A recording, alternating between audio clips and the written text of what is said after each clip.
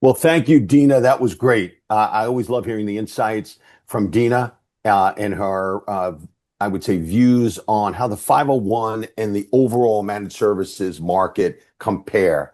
I'm Bob DiMarzo back with the MSP 501 broadcast. I have an amazing panel of MSP 501 winners. In fact, these voices and faces you're going to be seeing represent the top 10 winners, right? It's an honor that we do and an annual, I would say, feature of the winners of the 501. We mix it up every year. We try to represent different executives, I would say, from different parts of the organization to present their views on what's driving the organization, what's driving success, and where the market is going. Today, we are honored to have Adel Amir, who is the CMO of TPX, as I said, in the top five. He is obviously have a focus on marketing. My good friend Anthony D'Ambrosi, sorry, Anthony, the CEO of Abacus. I should know how to say that by now. Jay Salas, the EVP and CTO of New Era. Jay, we're thrilled to have New Era on the broadcast. And look, we've had you guys before, great company that I follow. And rounding things out is Scott Steele, the COO of Thrive, longtime member of the 501 Thrive. So Scott, great to have you.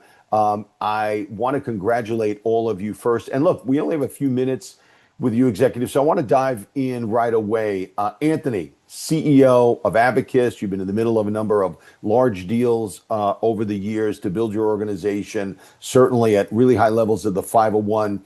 Can you give our viewers an overview of the MSP market right now in terms of growth expectations and what you're looking for the rest of this year and into next year? Gladly, Bob. Thanks for the question and honored to be here. So overall, I like to say the MSP market in general is having its heyday.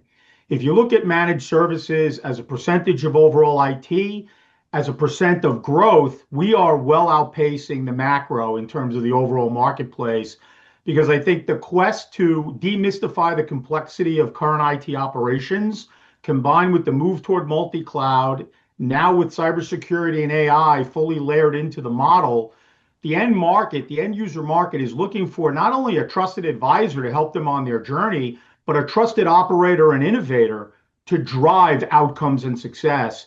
So MSPs are really well positioned in the eye of the disruption storm that is today's marketplace to be that spirit guide, that river guide for end users. And I'll add one more thing, especially if you happen to be a verticalized player like we are, understanding that regulatory and business domain environment is an added bonus for our clients as we engage. Yeah, well said, Anthony. I hope that MSPs get the valuation of a SpaceX going forward based on all the From work. your lips, Bob. Absolutely. Deal, based on what Anthony said, and you kind of oversee the marketing for TPX, how are you changing the marketing message to take advantage of that, right, sort of trusted position that MSPs have to drive more business, to drive more awareness for the TPX brand? And I would say the overhang is there. It benefits all MSPs. Yeah, great question, Bobby. Pleased to be here, and grateful for the recognition. So at TPX, we're maniacal about acting on data and insights. And when you talk about the marketing message, we always want to be thinking about it from the outside in. Like, what is the value that an MSP delivers to the customers? And so in our shop, it's most critical for us to, as marketing, function as the voice of the customer within the rest of the organization. And so the way that that message is shifting really depends on the trends in the market, right? Anthony kind of led that conversation. Security, AI, top of mind. The third thing that we start to see is the consolidation of the tech stack. So everything from hardware, access, compute, cloud, security, all as part of a consolidated experience. Those become part of the insights that we have to deliver to the rest of the company as top of mind considerations for our buyers and for our customers. And then finally, it's critical that we kind of demystify and take over the complexity of what customers care about in their tech stack.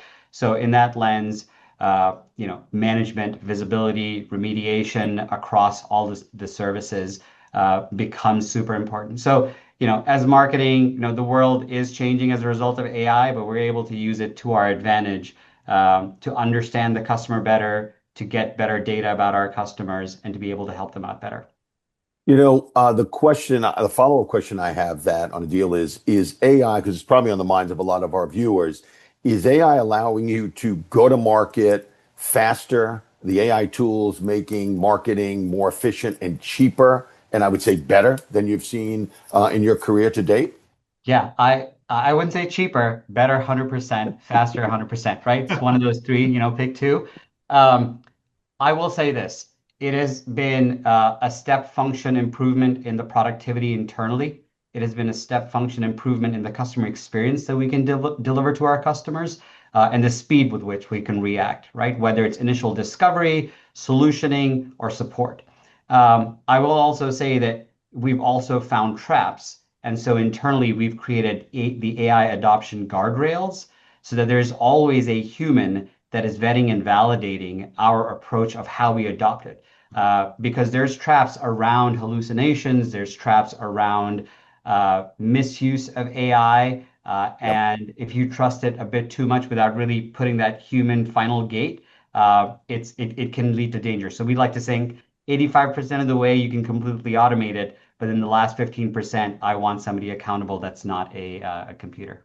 Yeah, I agree. Adil, I would say the what you just said on trust, that's the theme of the MSP Summit that's coming up in Orlando, September 28th to 30th, that the MSP 501 Gala will be featured, that will have high performance MSPs there. And it is an issue of building trust and not just trusting AI as a tool and helping your customers with that. But Scott, Adil said something interesting, particularly with a COO and a CEO on the panel. It's like, I still need budget for marketing, guys. Don't think that it's last.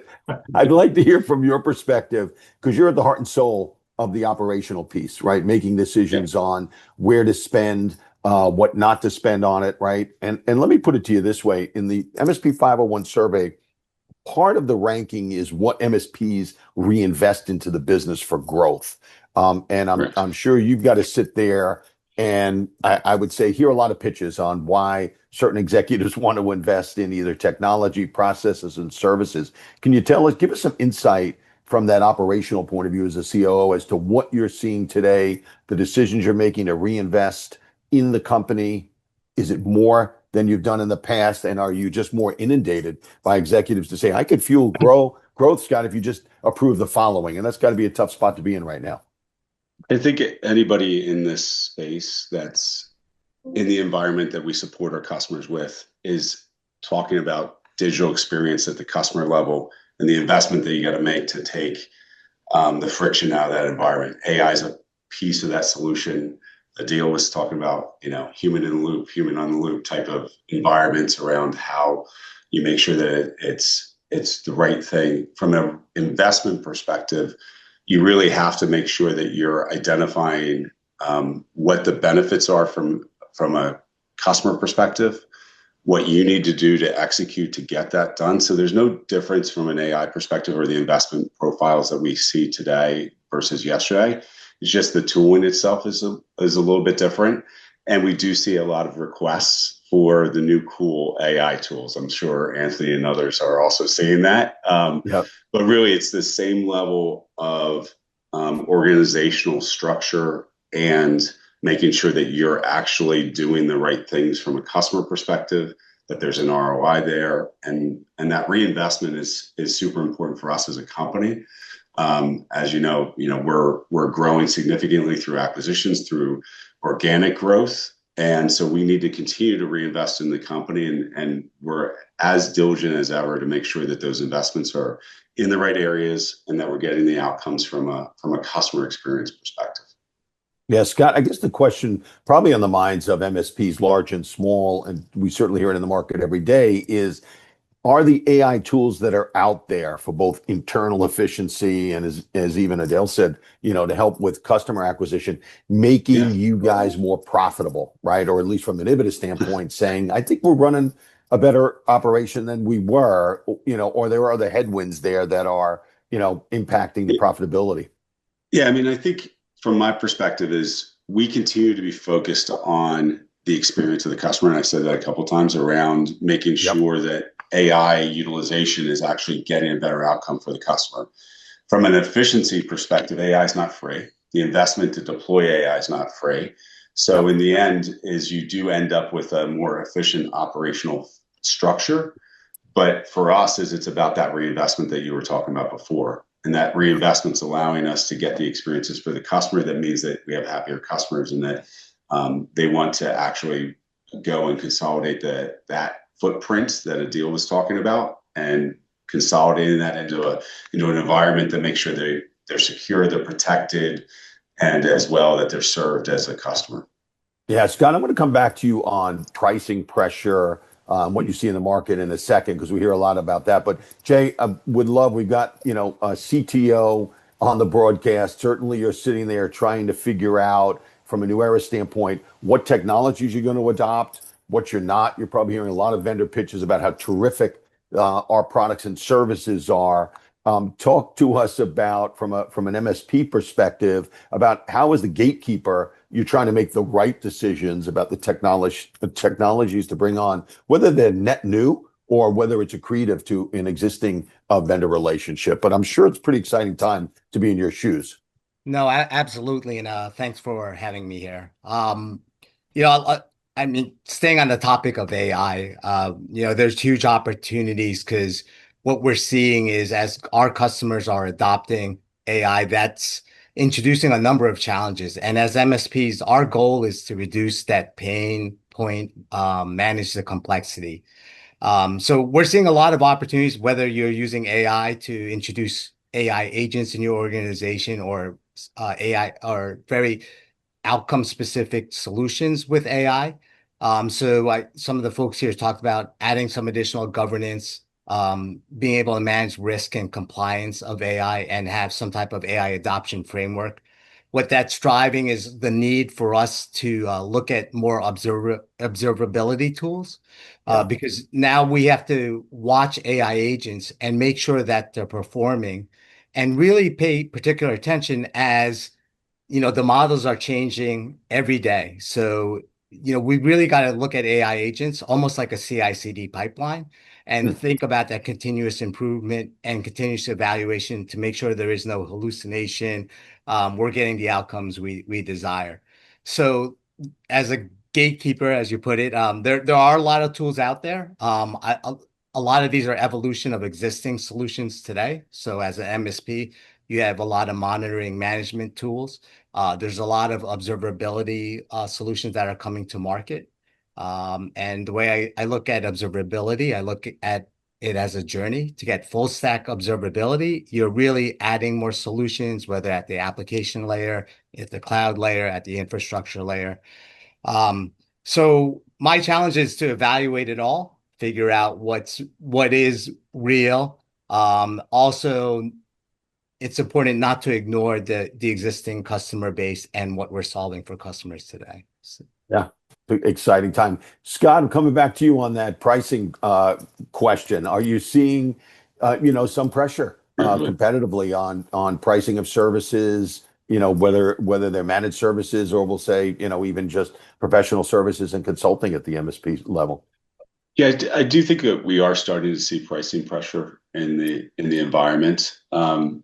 I think really for us as an industry, we need to make sure that we're getting paid for the value that we deliver, and it's important for us to focus on the outcomes and what we're delivering to the customers, and that that we as an industry aren't trying to drive to the lowest common denominator. And I think right now, even though we're seeing pricing pressures, I think everybody understands that when you're reinvesting, when you're doing the things that we were talking about before, that we really want to make sure that we're supporting the customer in the future and that we have the wherewithal to do that through the investments that we put in place today. So super important that we as an industry continue to get that value or drive the value into our customers and get paid for that.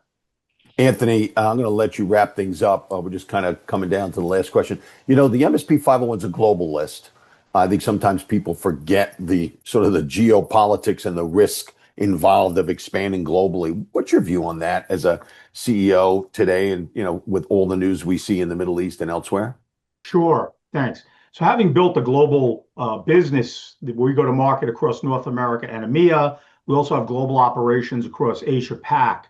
So we certainly monitor, manage, and orchestrate that footprint across the globe as part of our operating model. So geopolitical events, political unrest, war, all of these things have impacts on not only our business model, but certainly some of our clients that are global, especially my global fintech clients who are making investments and have operations in these parts of the world. We tend to follow the economics toward the best go-to-market strategy. Last year, we opened offices in Abu Dhabi and Dubai. Very excited to have done that. It's a fastly growing market. Now enter the conflict, and you have to be savvy about making the right moves to keep people safe, to make sure you're monitoring the economic conditions, but also to some degree answering the market where it is. Right now, you could imagine what our cybersecurity business looks like in that part of the world. It's actually taking off because of all the risks that get introduced. So having that global footprint really requires a lens of monitoring, managing, and understanding the differences across these regions, especially during an era of geopolitical unrest.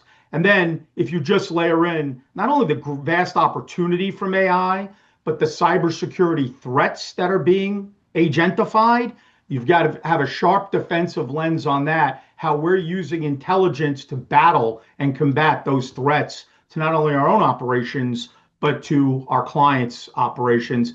Fortunately, our big global tech partners that are part of this ecosystem are also quite adept at working with us as MSPs to help manage that landscape. Terrific. Well, thank you, Anthony. Thank you to all our panelists. Congrats on being on the MSP 501. It was in aggregate some $16 billion in revenue this year, representing about 9.5 customers under contract. So these truly are the best of the best. Thanks for all your perspectives too. I hope our viewers enjoyed this, whether they're watching it live or on demand. I hope you all will come to the MSP Summit in Orlando. You'll see some of these gentlemen and their organizations represented, so you can talk to them one-on-one. I am now going to turn it over to my partner in crime, Mr. Dave Raffo, who's going to interview the MSPs to watch. So Dave, I'll let you take it away from here, and thank you all.